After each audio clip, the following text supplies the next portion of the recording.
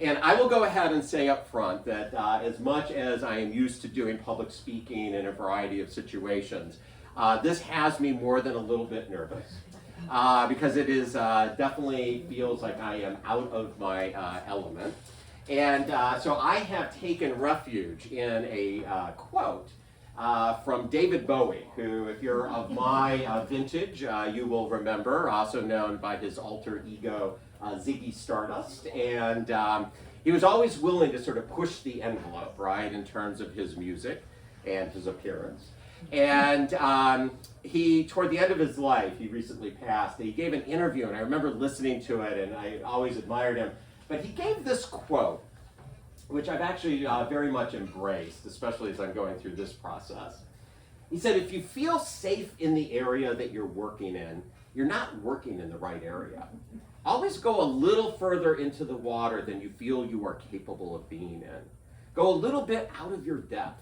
When you don't feel that your feet are quite touching the bottom, you're just about in the right place to do something exciting. So I hope he's right. And I have to say that I also feel like it's not just that my feet don't quite touch the bottom. I feel like there's a rip current taking me out of ways. But I think it's really a way to approach when you're trying to do something like this.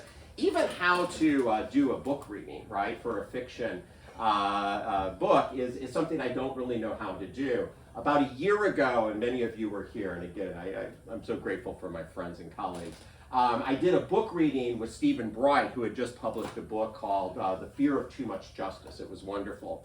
And we sat up here on stools, sort of like folk singers, and but we talked about criminal justice issues, right? And it was really easy, right? Because it was something that we both knew and we were familiar with. But how to do a book reading is really something quite different when it's fiction. And we were recently in New York with some very dear friends. And one of the places that we stopped in was the city library, the public library in New York. And they had an exhibit dedicated to Charles Dickens. You know, it was the Christmas Carol time of year. And one of the things that they had were manuscripts which he had specially printed up for his book readings, because he turned them into performances. And he also sold tickets, right? And he was capable of doing it. But I'm pretty sure you don't want to sit here and listen to me read for 30 minutes or whatever. So I'm trying to do something a little bit different. And what's been striking to me, and it even happened a little bit earlier today, is the number of people who have come up and said, well, how do you go about doing this? I've been working on a book, or I have a book, and how do you get that published?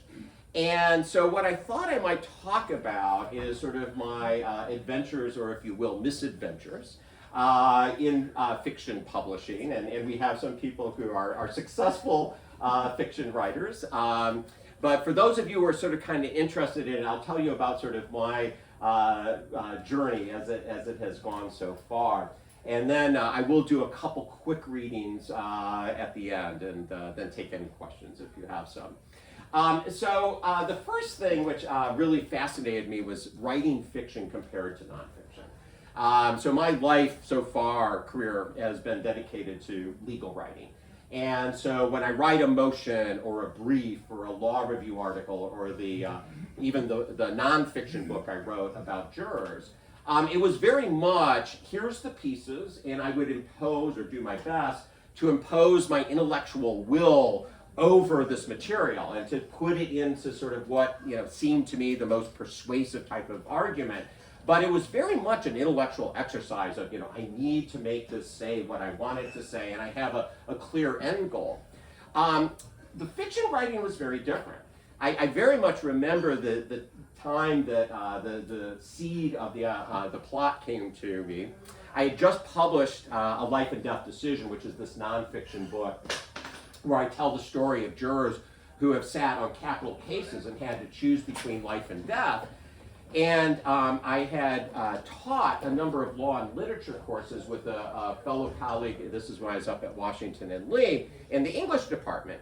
And she was putting together a conference up in Canada for a English lit conference where she was putting together a panel on narration, and she wanted me to do the nonfiction narrative part.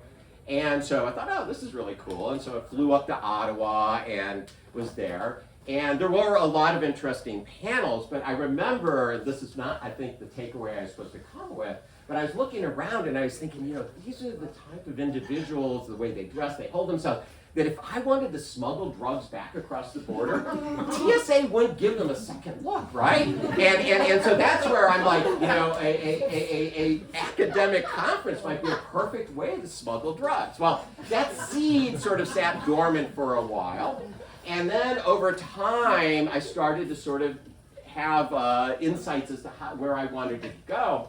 And this was what was really strange, and I have to be careful to not make it too grandiose as to what happened, but basically, unlike the nonfiction writing I do, where I try to impose my intellectual will on something, this came to me. I mean, it sounds highfalutin, and I don't mean to make it sound that way, but sort of the image of the muse, right, talking to the person or the artist, and this is what you need to do, right? And so I would go on my morning runs or my morning bike rides, and that's when I would basically write the next chapter. And I would show up at my desk, dripping sweat, for Miami, right? And I would write down my notes as to what, had sort of come to me as I was out there riding around or running. And again, makes it sound too grandiose, but when we were living in Florence, where there are, of course, a number of wonderful Michelangelo sculptures, we went to one sculpture where there was a little description of how Michelangelo had talked about his process, his artistic process, and he said, when I approach a block of marble, there is a sculpture inside waiting to escape. That was his word. I don't know, at least how they translated it into English. There's a sculpture inside waiting to escape, and my task is simply to help it escape. And I know that songwriters, like Paul Simon, have described the same process, right? That sometimes it seems as if a song or whatever almost writes itself. And I would say that, there are writers who, when you read about the writing process, outline everything, they do elaborate character sketches. That was not mine. It was very organic. It just came to me chapter by chapter as to how it happened. And it really felt like the characters were saying to me, this is what you need to say, right? Making me their scribe, so to speak. And I recently came across a quote from a Polish poet, Anna Swear, where she talked about when she really has a poem that she's happy with, that she's worked on, she feels like, quote, it has a biological right to exist. And at first, I think, 10 years ago, I thought, what a strange way to put it. Now I'm like, oh yeah, I get that, right? It's like these are characters who have told me their stories, and they have a biological right to exist. And which of course means that when you finish the manuscript and you think, well, I want to give my new creations a chance to live, right? You start to think, well, I want to go about getting this published. So I contacted a friend of mine who's a law professor who's published 3 fiction books, and I said, Paul, I have this manuscript. How should I go about, getting this published? And he emailed me back and he said, quote, Scott, I am so sorry to hear that you are starting on this long and soul-destroying slog. And I'm like, well, those aren't quite the words of encouragement I was hoping for. But he went on to sort of talk about this process of how you go about getting a piece of fiction published. And, it turns out all of this, and what in our lives these days isn't, is about technology, for better and for worse. And here's kind of the worst, right? Is because everyone has a keyboard and everyone has access to email. People are writing at sort of an unfathomable pace, and they are sending out their manuscripts. And what has happened is the traditional publishers, what are known as the Big Five, have basically said, listen, we can't accept any unsolicited manuscripts. You have to go through an agent. So then you go, well, I will find an agent. The average agent receives between 5,000 and 20,000 inquiries a year, of which they may take a handful, right? And so they, as gatekeepers now, have a process where they feel overwhelmed, and so you have to submit what's known as a query letter. If you ever go down this right, you will see there's a whole industry about query letters. There are former agents who you can hire to help you write your query letter, right? And basically it comes down to you have 4 paragraphs. 1 paragraph to tell about yourself, 2 paragraphs to tell about the book, and 1 paragraph to say how you're going to market it. And in those 4 paragraphs, you need to get an agent to say, well, now I'll read like 10 pages of your manuscript, right? And it is also a little daunting in that a lot of agents, of course, are full up. And those agents that are open to taking new clients tend to be younger, right? It makes sense, right? They're the ones with the open stable. But as you look at these websites of these younger agents, everyone has a line in there along the lines of, and I am looking to establish a lifelong relationship with my new authors. And I'm thinking, if I can get the query letter to get them to Google me, and they look at my profile photo and the URL with them, they're going, that ain't a real long relationship I'm going to have, right? At least that's my rationalization as to why I was unable to get an agent. And so, I could have kept trying, but then after a while, what you realize, and here's the upside of technology, is that there's been a real democratization of publishing.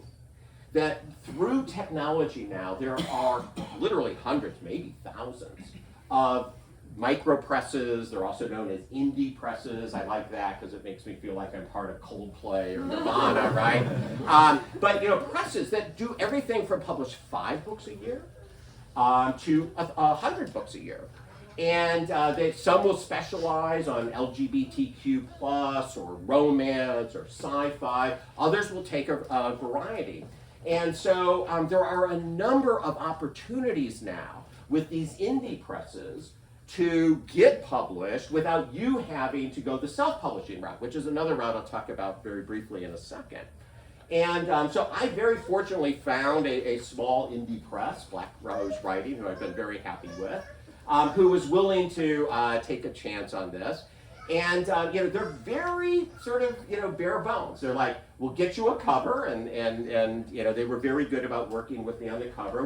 We'll get it all set up in terms of type print. We'll handle the copyright, getting it distributed, right, so that Books and Books can get those books. But beyond that, you're kind of on your own. I described this to my son Christopher, and he had the great line. He said, "Oh, so they're sort of like the Spirit Airlines of publishing."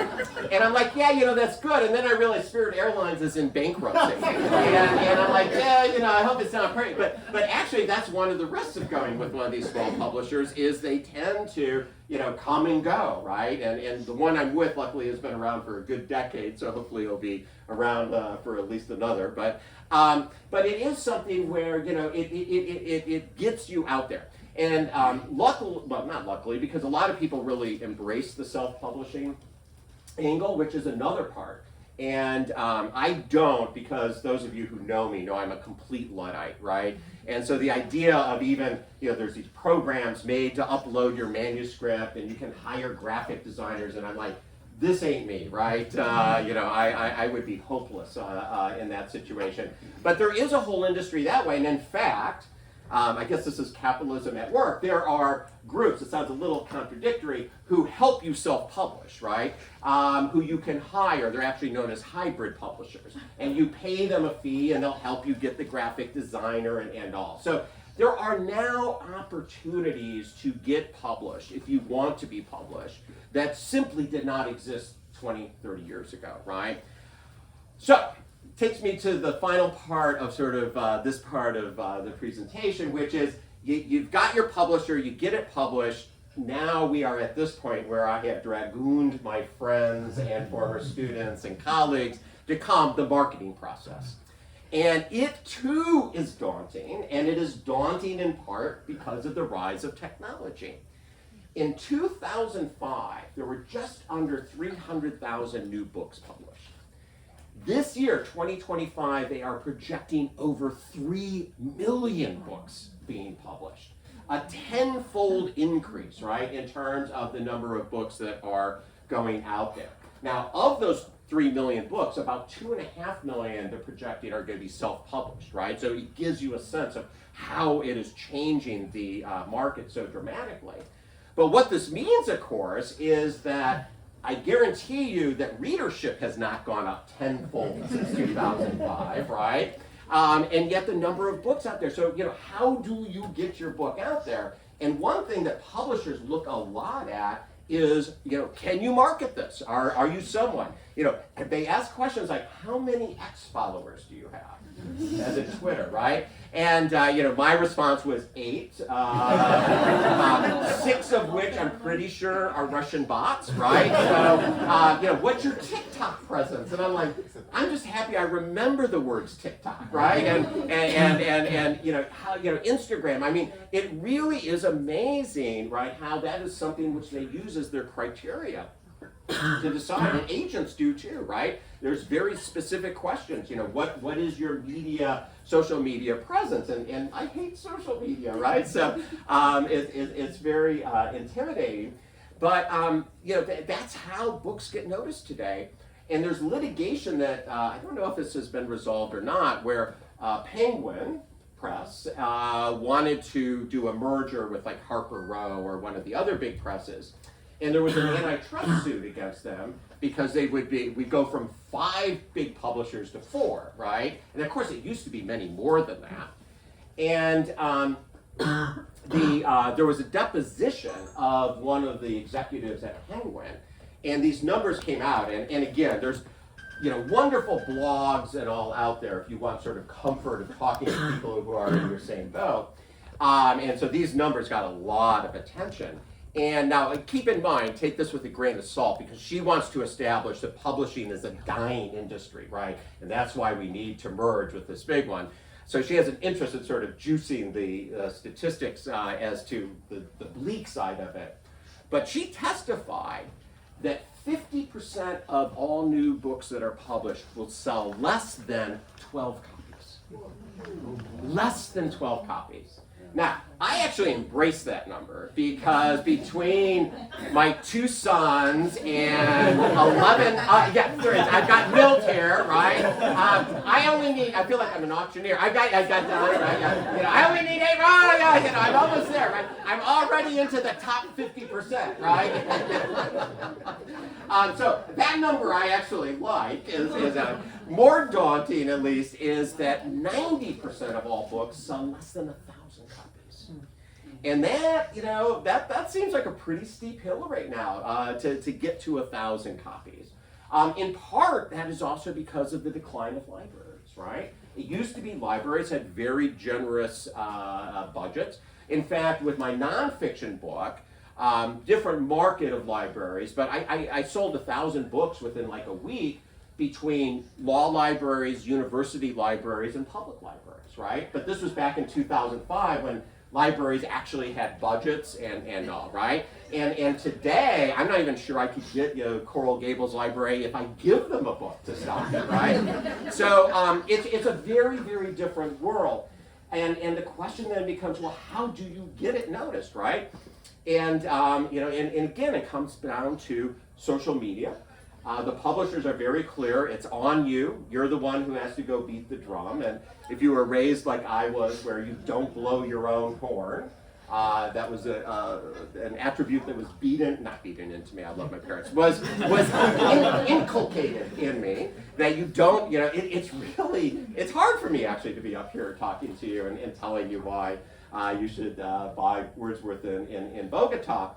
But there's a story that I think kind of poignantly captures this, and I think sadly poignantly, where there is a person, it's actually on YouTube, I think it's still up there, and you see someone approaching this table with their camera. And there's this guy sitting there with a stack of books around him. It's outside like a Walmart or a Costco. And next to him is a table with the Girl Scouts who are selling their Girl Scout cookies and all. And the person comes up and says, what are you doing here? And he goes, oh, I just published this book and, I'm trying to sell it. And the person says, well, it looks to me like, you probably haven't sold many. And he goes, oh, I've only sold 2. And he's got this real hangdog look on his face. And the person says, and this is true, right? He goes, this is your lucky day. I am an Instagram influencer and I have over 1 million followers.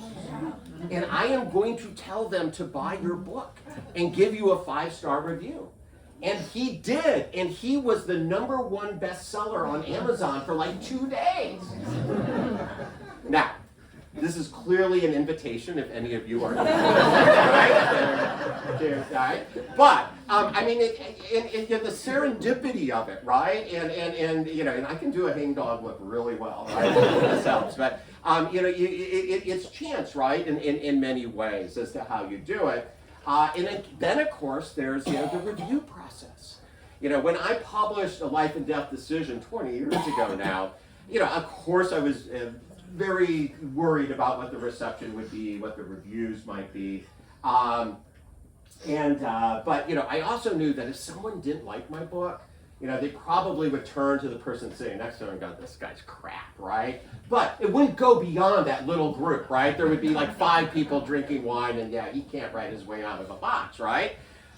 Today, they go on Goodreads, they go on Amazon. It's like, this law professor ought to teach, keep to teaching law, and, he's probably not very good at that either, right? And it gets out there, and you get, a 1-star or a 2-star review. I mean,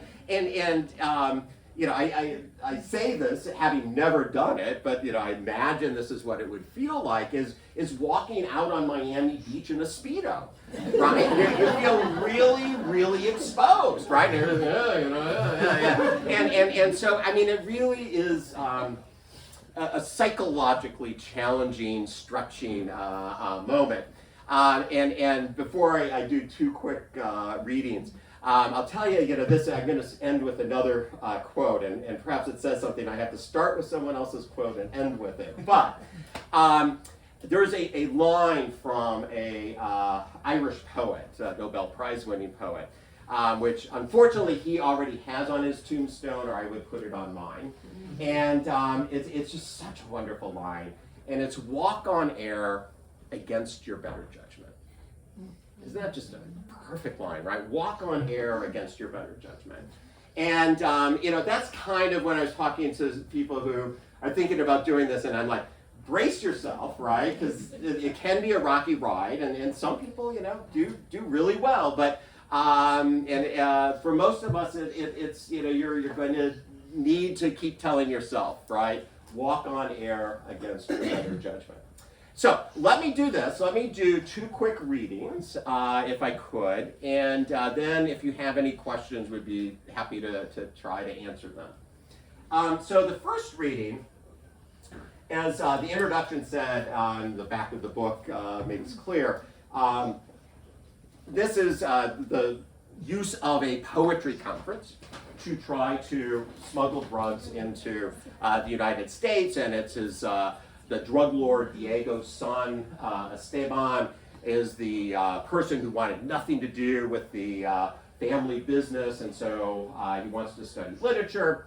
And he, mainly because of his mom, who he adores, which my sons will identify with here, he's willing to do this, right? And so this is right before he's going to the conference that's going to do this. And I chose it in part because those of you in academia, which is many of my friends here, will see that I had a chance to maybe have a little fun with academic satire. As the car made its way to the conference's opening reception at the University Center in Bogota, Esteban's mind traveled back to a meeting with his dissertation advisor soon after he started grad school. Professor Henrietta Williams Clark was a very proper, prim, and accomplished scholar who, after emigrating from Jamaica to England as a teenager, had hurdled over every educational barrier put in her way to become one of the leading authorities on the Romantic poets. She had recently moved from Oxford to Columbia University to assume a chaired position in the English department, and Esteban was one of her first graduate students. He had been more than a little intimidated. Her brilliant mind constantly dazzled him with ideas that arced and burst over his head like Roman candles. And her manner, while not unfriendly, was politely formal, often leaving him wondering what she thought of him. Which was why he had been slightly alarmed when one afternoon, arriving for their weekly tutorial, she arose from behind the desk, closed the door, and solemnly sat down in a chair across from him. Esteban, she began, in a voice rich with layered pronunciation, as if a reggae singer was fronting the Royal Philharmonic. I am in need of some assistance, and I think you may be the person who can supply it. Bewildered, wondering how much she knew of his family, he had reflexively nodded his head. Of course, Professor Clark. She sat silent for a long minute, staring at the bookshelf behind his head. Finally, she began, as part of my new position here, I am under an obligation to put on a conference every year. Oh, that's great, Esteban had interrupted with relief, only to be met with a look of incredulity. Oh, you do not understand. Arranging one of these conferences, she paused, is fraught with peril. And Professor Clark had not exaggerated. The drama of an academic conference was primetime programming more appropriate for HBO than PBS. Under the civilized shell of a scholarly exchange of ideas lay a rumbling magma of egos, insecurities, and personality disorders. True, the verbal knives were to use to stab each other in the back were inserted with perfect noun-verb agreement. But the wounds were still keenly felt and schemes of vengeance instantly hatched. Sometimes the squabbles were over whether one was a disciple of Professor X or Professor Y's view of narrative technique. Disagreements of such vehemence and insignificance that Esteban was reminded of a bitter religious schism he had once read about, where followers of one sect during church services said amen, while the break-off group with proud defiance said ahem. The bloodiest battles were from competition over the breadcrumbs of prestige sprinkled along the professorial career path. Wrangling an invitation to present a paper at the Western Michigan Shakespeare Conference in Kalamazoo. Building the political coalition necessary to be elected chair of the Medieval Chaucer Scholars Club. Being seated at the in-group table at the Biennial Congress of Modern Poetry dinner. Someone once observed that when it came to the academy, the fights are so vicious because the stakes are so small. And from what Esteban witnessed during his brief time in the academic underworld, a mob boss could pick up a helpful pointer or two from a thoroughly pissed off Shakespeare scholar. Which is why Esteban labored to put together the Bogota conference. He offered a silent thanks to Professor Clark for the lessons that she had taught him. And now, ready or not, it was coming to a head. If the plan failed, not only would it mean the collapse of the family fortunes, but in all likelihood that he would never return to the United States unless in a prison jumpsuit. So the last chapter I'll read from, or the last passage, I chose because it ends up here at Books and Books. In case you don't know it, the address here is 265 Aragon Avenue, which you'll see is important. And this, Percy, who is one of the main characters, is a professor of English literature who very much wants to be a man of action and not just a man of letters. And he is hoping that a romance might take place with Mora, who is helping Bogota. She doesn't know the real purpose of the conference, but is helping Bogota. She's a graduate student who has become kind of disillusioned about romance and the world, and her one real love is books. And so this is as they're getting ready to come to Bogota through Miami. Oh, and keep in mind with some of the comments, this is Miami post 9/11, so when Miami was still very much the murder capital of the world.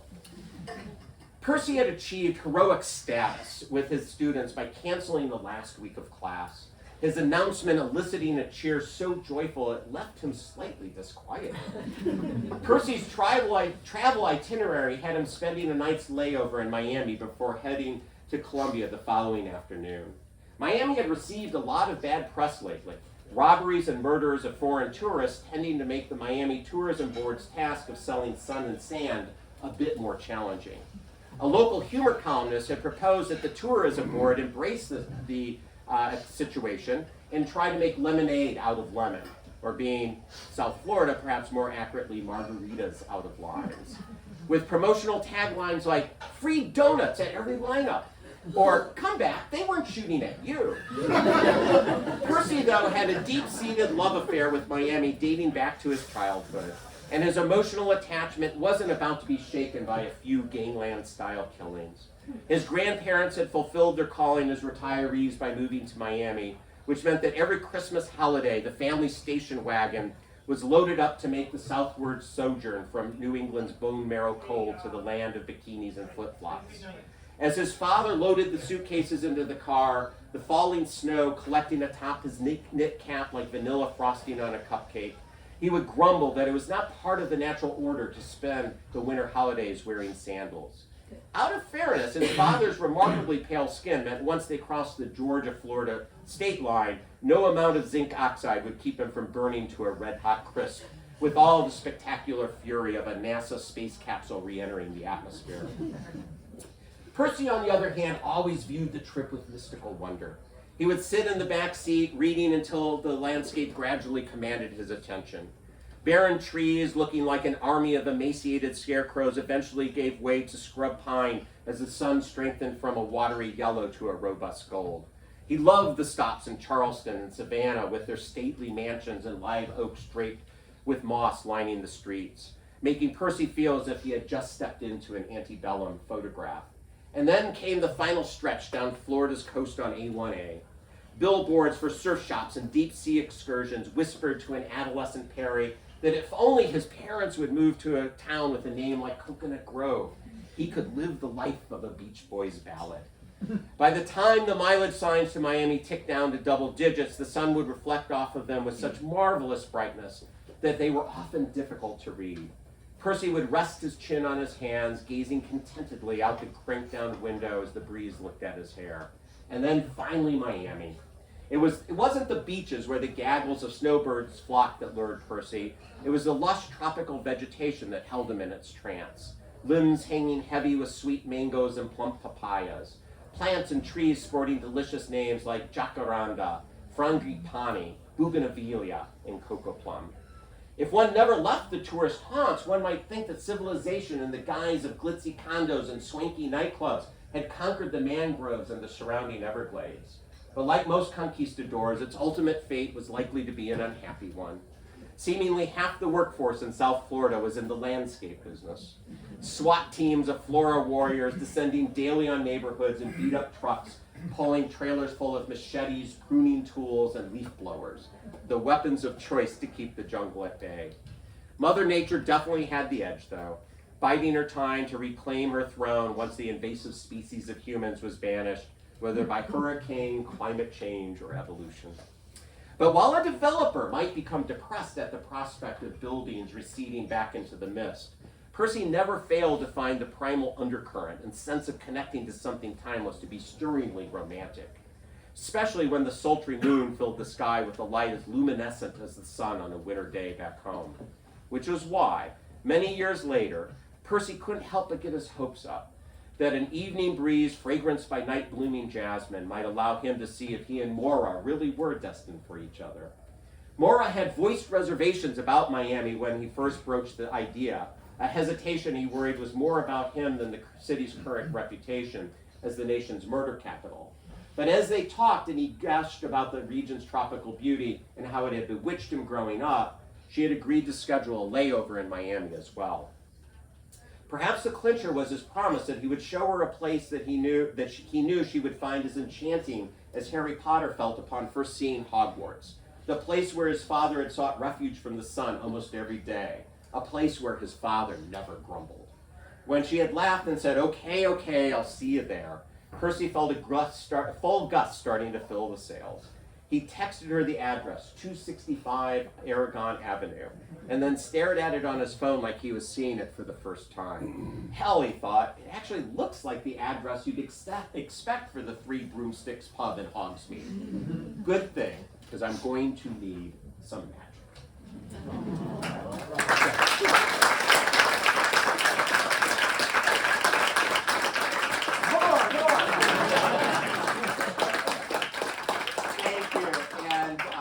I tried to pick ones that didn't give too much of the plot away. I don't think that does. So anyway, that gives you a sense of the writing, for better or for worse. Go on Goodreads. And as I stand up here in my Speedo, right? So, anyway, are there any questions? Yes, please. I've not had the pleasure of meeting you before. I am here because of a very powerful Miami-Dade influencer, Judge Milton Hirsch. His con law email went out and it said, something along the lines of be there, or be a complete, utter, irredeemable dumbass. Yeah, that's the way he writes his opinions, too. But I know a lot of authors are introverts, but write wonderfully in their books. You don't appear to be that way. Well, okay, I am an introvert. Now, whether I write wonderfully is the part that you may be saying, but yes, go ahead. So I'm wondering about your writing style. When you're in that writing room, are you vocalizing your words as you write them, or are you just quietly in your mind? Yeah,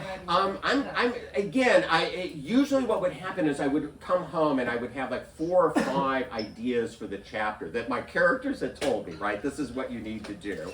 And I would just start writing them and trying to get them down. And I really wasn't thinking about, how to write it as much as just getting it out there. And then I would, of course, go back and edit, and that's where my intellectual will, I would sort of try to impose on it. But I hesitate to say this because, I did less editing than I would have thought I would. And many of you may go, yeah, he needed to do a lot more. I get that. But it really was this organic process. Again, I don't want to act as if, the muse, right, was whispering in my ear. But in many ways, that's really what it felt like. And I would sometimes reread a sentence and go, I don't remember really writing that, right? And there are other authors who, and there's no, just people write differently, right? Who will outline everything, do character sketches, and no, this paragraph is this paragraph is that. And people have different tastes, right? So one agent who I did get interested, and then said, "Oh, I'm too full up." I'm like, you looked at my photos, didn't you? I'm not going to be around long, right? But she said, "Well, your writing is old school," and I'm like, "Oh, okay," because it wasn't, boom, boom, boom, boom, dead body here, dead body there, and that was sort of the characters telling me. Is that what you were wondering? Yes. No. Thank you. Anything else that I can? I confess that I'm married to a lawyer who wrote a nonfiction, and I asked you, how long did it take you from beginning to publication? So it depends on how you mark beginning, right? If you mark beginning, me sitting at that Ottawa conference going, I could use these people smuggle drugs back in the U.S. That was probably 20 years ago. But I didn't really start writing it, even tinkering with the chapters until probably 7 years ago. And then I just kind of tinkered with it, and it was really during this little thing called the pandemic, where I could only watch so much Netflix and so much Hulu, and that's when I really started to do it. And the big thing for me was that I really enjoyed doing it. I looked forward to it. Sort of like some people have hobbies of woodworking where, it's like, oh, I really want to get into the garage. This is not me. I would cut off all my fingers, right, if I did woodworking. But, that passion, I felt that with this. It's hard to say, right? Once I started really writing, I would say it was a matter of 7, 8 months, something like that, maybe, of getting that first draft done. Please. Well, as a law school colleague, I really want to know how many of your colleagues appear in this novel. I assure you that Luana is not Donna, no one. I will say that academic satire is somewhat, which there's parts, right, is influenced by who people deal with. Yeah, I'm waiting to ghostwrite Drew's tell-all as the Weisstein to really get into it. Please. Sure. How did you choose Western Michigan University? I got a master's from there, and most people don't. Well, I'm from Wisconsin, which also explains Percy's, love of as he heads south, right, during the winter months, right? I as soon as I turned 18, I headed south, right? I love Wisconsin, but not the winters. And so I know Michigan well, right? And I had friends who had gone to Western Michigan, and the name Kalamazoo. You have to have that appear at least once in any novel, right? That way, yeah. And, the Muse whispered it in my ear, right? So, Misha. What genre would you classify the book as? I think that's part of my problem. Because, and that's something that, again, agents always ask you, well, what genre is this? And in some ways, it's international crime. I had someone else, a reviewer, say, well, this is almost, literary philosophy, which I don't think it is as such, but it's a great question. I don't have a great answer to it. And again, it's something where my publisher is like, how do you want this advertised, right? Who do you want to attach it to? And again, you feel really abashed by saying, well, it's kind of like The Godfather, right? And I don't mean that as it's that level of, artistic accomplishment, but it's sort of that story, right? There's a lot of family, the characters evolve, I hope, over the course. And again, this wasn't me saying, I need this character to evolve in this direction. It's just how they evolved as I wrote it. And there's different family relationships that change. So, yeah, I should have known a student would stump me with the question. Yeah. No, it's a great question. I don't have a great answer. Could you guess, please? Yeah, I'm having such a hard time reconciling you, the person who saves lives during the night, helps us on capital cases, spends hours and hours with very serious shit, so we can file a motion and all that. With this character in the Speedo on my end. Is there any influence from all your exposure to what jurors say and the funniness of what jurors say and how they think? Is there any there has to be a connection. Yeah, so that's serious side and this side. So I will say this. That's a great question. Much of writing this book, I think the reason I enjoyed it so much is it took me away from the seriousness of the day-to-day, right? I have another friend who just sent me his manuscript. It's really good. And he's a wonderful death penalty lawyer up in Philadelphia. And it's a death penalty story. And I'm like, I couldn't have written that, right? I could not. I don't know how he did it because maybe I shouldn't give this away, but the person gets life at the end, right? and I guess that's how he found pleasure in it, right? He succeeded in getting life. But, I think everything influences you as you write this. I grew up in an academic household, and I'm obviously now an academic. So, watching my dad as department chair, and he'd come home and he'd tell me tales, right, as to the fight. He actually had just moved to where I grew up in Wisconsin, and it was commencement time. And there were two professors in his department who were arguing over who got to walk in first at commencement. The fights are so vicious because the stakes are so small. And so my dad said, well, listen, why don't you go first this year and you can go first the next year? And the person who he told, you go first next year, did not talk to him for the rest of my dad's time, other than, on things that he had to deal with him. But here's the wonderful redemption story, right? And I'm all about redemption these days. And I think this may be the answer. I'm all about redemption. Is when my dad was very, very ill, and he was bound to a hospital bed. That person who would not talk to him started coming over weekly. and would visit my dad, and he'd give him things to read that they would then discuss the next week. And, so maybe it's all about redemption, but I didn't want to go anywhere near the death penalty. I guess in the writing is the answer. Congratulations. Thank you. Anyone else? Other questions? Please. Were there any characters or scenes where you didn't realize it was somebody from your life, or a scene that you had experienced, but when everybody else that knows you read it, they were like, oh, that's so-and-so, or oh, that was that situation? Yeah, that's a great question.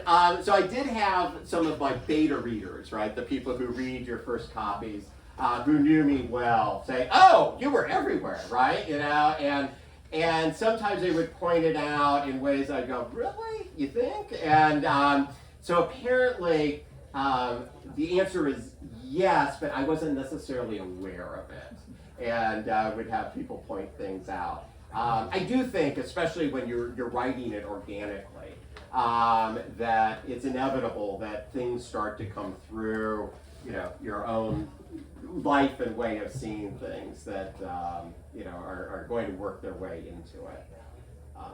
Yeah, my dad was a psych professor, by the way, so there's clearly a deep need to talk to a psychotherapist about all of this. Anything? Yeah, please. Will there be a sequel, a trilogy? So what is four? Quadrilogy? Yeah. Yeah. So one always cracks the door open at the end. There's a teaser, right? One is not planned at this point, and I actually have a couple other books that are sort of brewing around, and it may take another 10 years, at which point I probably won't be around to write it. But I'm because of how this one wrote, I'm really afraid to undertake something until I really feel like, I've got momentum, right? And this is going to be that process. And as of yet, I don't have that. And I certainly don't have that with a sequel, or let alone a trilogy. But we'll see. Anything else? Please, Laura. Well, two parts. One, I think you should really say that all of your colleagues are in the book, because it will just boost the sales. Let's get you to that 1,000 mark. Well, there's that handsome vice dean. He knows where the bodies are buried. Okay, the second part I wanted to say is I'm an artist, and Wonderful. I really related to all the things you said about showing up in that space of almost that, it's like almost a prayer, mysticism, where you're in that space with something that's trying to communicate to you. Yes. Not in a religious way, it's just in a very sacred way. And if you continue to show up in that space over and over, it speaks to you. You just have to be quiet enough to get there. And I'm wondering if you feel like running helped you with that, or if having a dedicated space helped you with that. For me, a lot of my work is, I think about it a long time, and I write about it for a long time before I move my hands in fabric. So I wonder how that process is for you, if there was a Yeah, so I find that encouraging, let me say, because going off of Tony's question, right, I keep feeling like I enjoyed it so much, why can't I start writing another one? And I just don't feel ready yet, right? And part of it is I'm also busy. There are people here who are keeping me busy doing death penalty stuff, right? Looking for Karen, but yeah, it's out there. And so, part of it is time, but, part of it is I just don't feel ready yet. So I'm glad to hear that you've got this long, and I had sort of that with this book, but I wasn't aware that I was in this, sort of pregnancy period, right, of waiting to do it. And there was something about once I got started, the running, the time running or biking, I guess it was time I had to myself where Luckily, I run really slow, and so I had plenty of time to think about it, right? And again, it wasn't something like, oh, I'm going to think about what this chapter is going to be. I'd just be running, usually listening to music, and then pretty soon I wouldn't be listening to the music. It was still playing, but I would actually just be, the thoughts of, Percy telling me, oh, this is what's going to happen, right? And again, it sounds like we're slightly schizophrenic when you describe this, right? Well, this voice told me, but there really is that aspect to it. So yeah, I'm very glad to hear you give confirmation. I'm glad you explained it that way. Please. So how many titles did you go through before you ended up with Watchword and Bugaboo?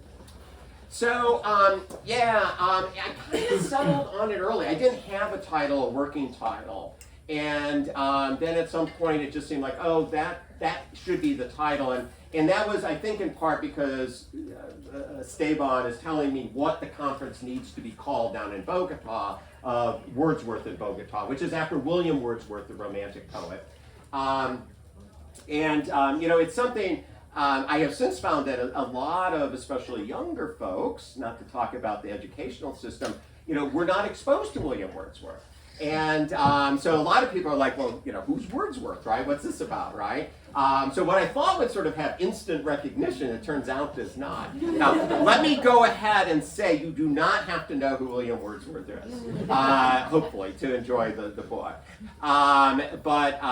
It just, and I debated changing it a number of times, but I had a number of people who said, oh, no, I really like that. And yeah. Percy liked it. Yes, Percy was very fond of it, yes. Anything else? Well, thank you so very much. I